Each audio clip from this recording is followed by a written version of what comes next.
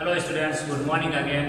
Class 6 और 7 के basic mathematics के इम्पोर्टेंट रूल व कुछ बेसिक चीज़ों के साथ में मनोज जांगीर यूट्यूब चैनल पर फिर से हाजिर हूँ तथा सभी बच्चों का Vidya Vihar senior secondary school Bakliya के यूट्यूब चैनल पर हार्दिक स्वागत करता हूँ। पिछली क्लास में हम भिन्न को लेकर डिस्कस कर रहे थे। भिन्न क्या है, भिन्न के टाइप हमने पढ़े, उचित अनुचित भिन्न को मिश्रित में डालना, मिश्रित को अनुचित में बदलना, उनके फॉर्मूले, उनके आधारित सवाल वो लिए हमने। आज हम जो भिन्न है उस पर आधारित कुछ अन्य क्वेश्चन करेंगे। जैसे आपको अगर दो भिन्नों की तुलना करनी है, ठीक है बच्चों, दो भिन्नों की अगर आप कंपैरिजन करना सीखोगे तभी आप उन दो से अधिक दी गई भिन्नों को आरोही और अवरोही क्रम में बना सकते हो, यानी उनको लिख सकते हो।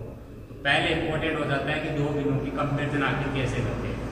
तो दो भिन्नों कंपैरिजन में आपके 3 पॉइंट अक्सर काम में लेंगे अपने।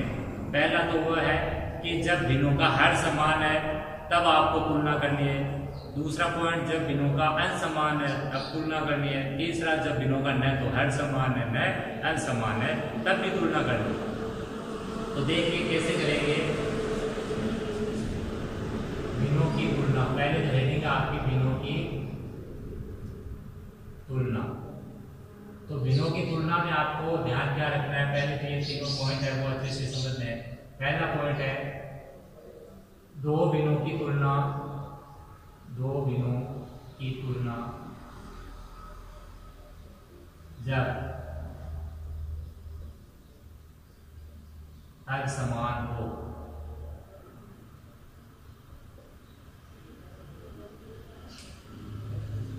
जैसे हर समान हो, जैसे 5/7 व 9/7। ये दो भिन्नें आपके सामने, जिन भिन्नों का क्या है, हर समान है।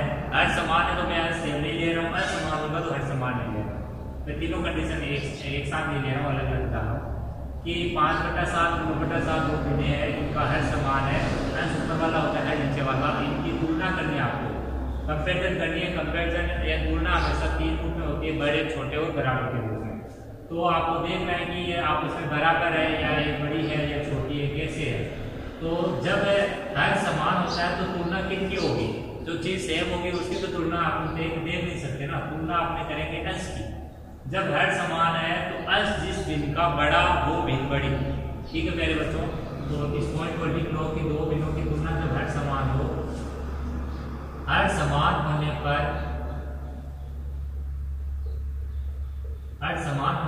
बड़े अंश वाली भिन्न बड़ी व छोटे अंश वाली भिन्न छोटी होती है। छोटे अंश वाली भिन्न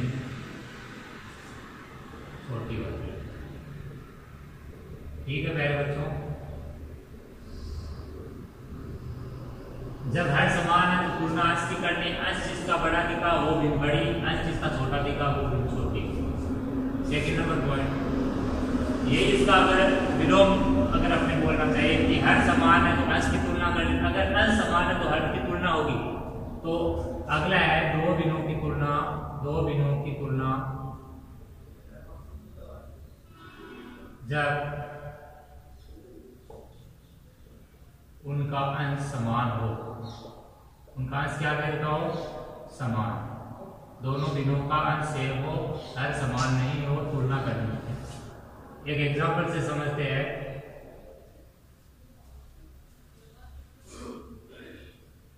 13/11 व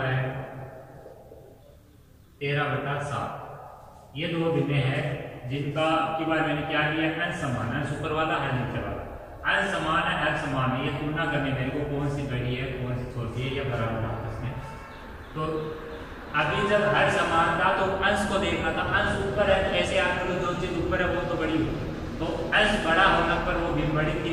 अब अंश समान है तो हर देखना है, हर छोटा होगा तो भिन्न बड़ी होगी। ये उल्टा कौन चल रहा है, अंश बड़ा देखना होता है, हर छोटा देखना होता है। अंश बड़ा होता है तो भिन्न वो बड़ी होती है, हर अगर छोटा होता है तो वो भिन्न बड़ी होती है। बात बड़ी की चल रही है कि वो भिन्न बड़ी होती है। अंश बड़ा है, हर सेम है तो वो भिन्न बड़ी होती है। अंश सेम है, हर छोटा है तो वो भिन्न बड़ी होती है। तो यहाँ मैं लिख रहा हूँ कि हर अंश समान होने पर छोटे हर वाली भिन्न बड़ी व बड़े हर वाली भिन्न क्या हो जाएगी, छोटी हो जाएगी।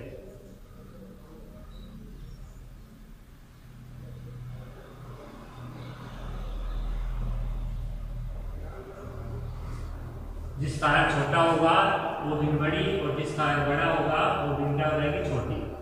तो यहाँ जो बड़ा है वो कौन सा है, जब हर सेम में तो अंश बड़ा है वो भिन्न बड़ी है, अतः 5/7 और 9/7 में बड़ा कौन दिखा, 9/7। जब हर समान है तो अंश जिसका बड़ा होगा वो बड़ा होगा, यानी 9/7 बड़ा है इससे। और यहाँ पर जो बड़ा है वो कौन है, जिसका अंश अगर सेम है तो हर क्या है, छोटा है वो भिन्न बड़ी है। तो यहाँ पर 13/11 और 13/7 में बड़ा कौन है, 13/7 बड़ा है। ठीक है पहले बच्चों, ये दिमाग में रखिए पॉइंट। तीसरा पॉइंट है, जब न तो हर सेम है न अंश सेम है, तब उस कंडीशन में क्या करना है, उस कंडीशन में आपको हर को ही सेम बनाना है। ठीक है बच्चों, और हर को सेम बनाने के लिए आपको वही जो कल मैंने सिखाया तुल्य भिन्न बना के हर को सेम बनाना है, यानी दोनों भिन्नों को तुल्य भिन्न में कन्वर्ट करके उनके हर को सेम बनाना है। हर सेम बनने के बाद में वापस वही रूल लग जाएगा जो भी रहेगा, रूल लगा के मैंने बताया नियम आपको। तो उस चीज को भी समझ लेते हैं अभी।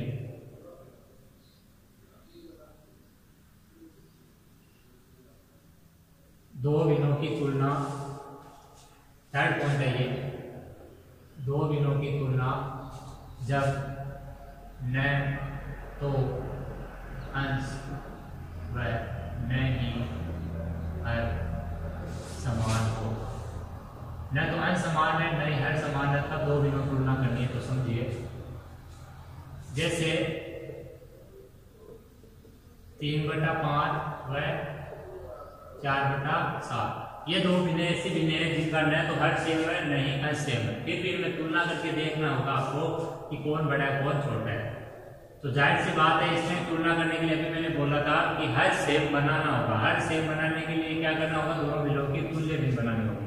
और तुल्य भिन्न बनाने के लिए वहां तरीका था कि आप 0, 1 और अनंत को छोड़ के किसी भी संख्या से ऊपर नीचे धनात्मक पूर्णांक से गुणा कर लो, तुल्य भिन्न बन जाती है।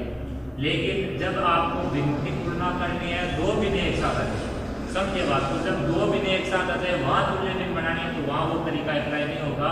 यहाँ जो तरीका अप्लाई होगा वो होगा इन दोनों भिन्नों का लघुत्तम लेना है। क्या लेना है, लघुत्तम। लघुत्तम 5 और 7 अलग अलग है इसलिए 35 आएगा। लघुत्तम आने के बाद में पहले भिन्न है उसके हर का भाग लगाना है, दूसरी भिन्न के भी हर का भाग लगाना है। जितनी बार भागफल आएगा उसी भागफल से उस भिन्न को अंश और हर में गुणा करके तुल्य भिन्न बनाना है, ये तरीका होता है। तो आपको क्या करना है, यहाँ हर समान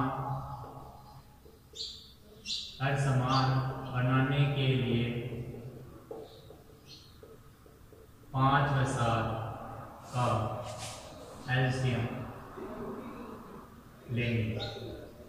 ठीक है बच्चों, तथा 5 और 7 का जो एलसीएम आएगा, एलसीएम 5 और 7 का वो कितना आएगा, 35। एलसीएम लेंगे सबसे पहले। उसका अगला पॉइंट क्या है, अब 3/5 पहले भिन्न और 4/7 दूसरी भिन्न, इनके हर का भाग इस एलसीएम में लगाना है। पुनः पहली व दूसरी भिन्न के हर का भाग 35 में देने पर भागफल 35 में जब आप पहले और दूसरे भिन्न के हर का भाग लगाएंगे, 5 का भाग 35 में लगाएंगे तो कितना आएगा, 7 आएगा। भागफल कितना आएगा, 7। वह दूसरी भिन्न का लगाएंगे तो कितना आएगा, 5। भागफल करने से 7 और 5 आता है। तो जो भागफल आता है उसी से क्या करेंगे, अंश को हर को गुणा। अतः 3/5 की तुल्य भिन्न बराबर 3/5 को किससे गुणा करना है, जितना भागफल आया कितना आएगा, 7। 7/7 अंश और हर में गुणा किया तो कितना आ गया, 21/35। यह 3/5 की तुल्य भिन्न, और दूसरी है आपकी 4/7। की तुल्य भिन्न बनानी है आपको। अब तो 4/7 की तुल्य भिन्न आ जाएगी आपके 4/7 गुना किससे गुना करना है 5 से, कितना आ गया 20/35। अब समझे आगे, जब हर सेम बना लिया आपने तो तुलना क्या करनी है, हर सेम होने पर अंशों की तुलना करनी, अंश जिसका बड़ा वो भिन्न बड़ी। तो आप लिखोगे अर्थात पहले कौन सी है भिन्न 3/5 वाली है तो उसी का मान लिखो 21/35। दूसरी कौन सी है 4/7 तो उसका तुल्य भिन्न है, उसका मान लिखो 20/35। हर समान है इसलिए तुलना अंश की होगी, अंश बड़ा होगा वो भिन्न बड़ी। तो 21/35 बड़ा किससे 20/35 से, या इसको अगर आप 21/35 को उसकी तुल्य भिन्न की जगह उसका मान लिखोगे तो 3/5 बड़ा है किससे 4/7 से। तो आप कह सकते हो अतः 3/5 बड़ा है किससे 4/7 से। ये आपका इसका आंसर 3/5 बड़ा किससे 4/7 से। इस टाइप की तुलना करनी है। अब अगर आप ये तुलना करना समझ गए, जब हर समान है तब, अंश समान है तब, जब हर और अंश दोनों ही समान है तब, तो तुलना करने अगर आपको आ गया तो अब आप अगर आरोही और अवरोही क्रम में भिन्नों को लिखना पड़ जाए तो आप आसानी से लिख सकते हो। कैसे आरोही क्रम में बताया पहले, आरोही क्रम होता है संख्याओं का बढ़ता हुआ क्रम जिसमें सबसे पहले सबसे छोटी और बाद में उससे बड़ी, फिर उससे बड़ी, लास्ट में सबसे बड़ी। ये आरोही यानी आरोही का मतलब होता है चढ़ते जाना यानी बढ़ते जाना, तो आपको बढ़ते हुए क्रम में लिखना है। अवरोही का मतलब होता है उतरना यानी घटते हुए जाना। तो अवरोही क्रम में आपको सबसे पहले सबसे बड़ी, उसके बाद में उससे छोटी, इसके बाद में उससे छोटी, लास्ट में सबसे छोटी से। जैसे आज का एक प्रश्न लेते, पहला प्रश्न नंबर 1 है, निम्न भिन्नों को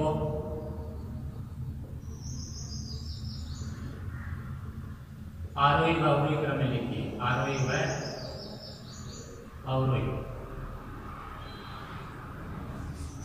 क्रम में लिखिए। ठीक है बच्चों,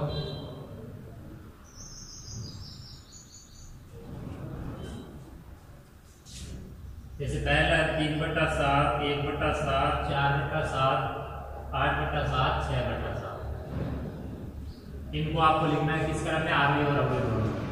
दूसरा आपका 4/13, 12/13 और 8/13। ये जो भिन्न आपके 2 से अधिक भिन्न है ये समझिए पहले तो। इन भिन्नों को आरोही और अवरोही दोनों क्रम में लिखना पड़ेगा आपको। तो आरोही क्रम मैंने बताया था, आरोही क्रम बढ़ता हुआ क्रम होता है जिसमें सबसे पहले सबसे छोटी, लास्ट में सबसे बड़ी लिखते हैं। अब जब आरोही अवरोही क्रम में लिखना है भिन्नों को तो मैंने बताया अभी कि तुलना करनी पड़ेगी। तुलना 3 टाइप से करनी सिखाया आपको अभी, कि जब हर सेम है तो अंशों की तुलना, अंश सेम है तो हर की तुलना, अंश और हर सेम नहीं है तो हर को आपको सेम बना के बाद में तुलना करनी है। तो यहाँ हर समान दिखाई दे रहा है सबको देखने पे, 7 है सभी का है, तो अंशों की तुलना होगी। अंश जिसका छोटा होगा वो छोटी होगी, अंश जिसका बड़ा होगा वो बड़ी होगी। आरोही क्रम में आपको जब सेट करना है तो सबसे पहले सबसे छोटी चाहिए, तो सबसे छोटी तो आपका जिसका सबसे छोटा अंश है वो है यानी 1/7, फिर उससे बड़ा है वो उससे बड़ी है 3/7, फिर उससे बड़ी 4/7, फिर 6/7, उसमें 8/7। तो अब लिखते हैं इसको आरोही क्रम में लिखने पर एक चीज जाने की, आरोही क्रम अवरोही क्रम में हमेशा बड़े छोटे के चिन्ह के रूप में लिख के आपको लिखना होता है। तो यहाँ सबसे पहले सबसे छोटी 1/7, फिर उससे बड़ी 3/7, फिर उससे बड़ी 4/7, फिर 6/7, लास्ट में जिसका अंश सबसे बड़ा वो है 8, वो सबसे बड़ा। तो आरोही क्रम में हमेशा ध्यान रखिए बढ़ते हुए क्रम है, इसलिए बढ़ते हुए क्रम में चिन्ह क्या होता जाएगा, इधर हमेशा खुलता हुआ रहेगा, चिन्ह आपका क्या रहेगा खुलता हुआ रहेगा, ये ध्यान रखिए, चिन्ह उल्टा मत लगा देना। दूसरा है अवरोही क्रम।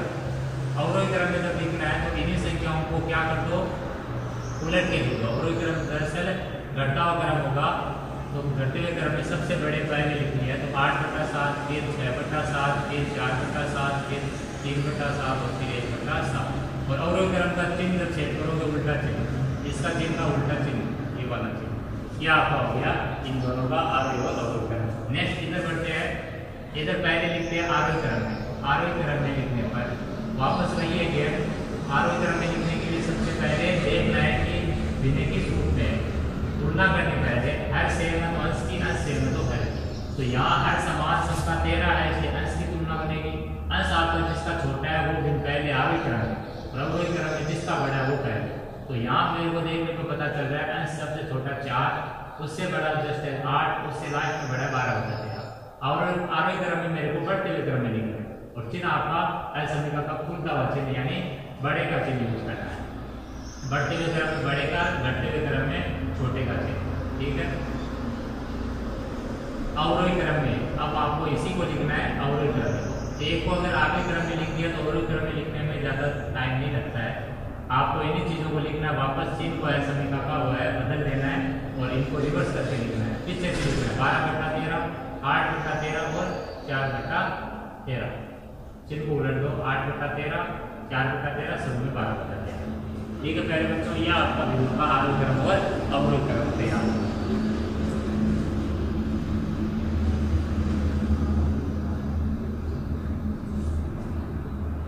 तो आज की इस क्लास में हमें इतना ही है कि अभी इन चीज़ों पे प्रैक्टिस कीजिए। ठीक है प्यारे बच्चों, नेक्स्ट क्लास में हम दिनों की जोड़, बाकी, गुणा, भाग इन पे बात करेंगे। धन्यवाद।